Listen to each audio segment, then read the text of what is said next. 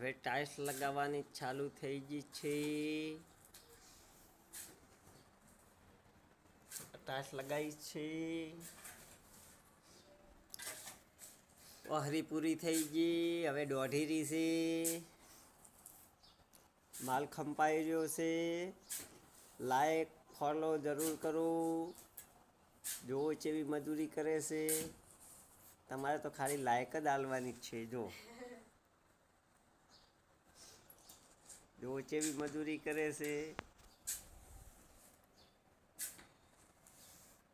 કામ ચાલુ છે.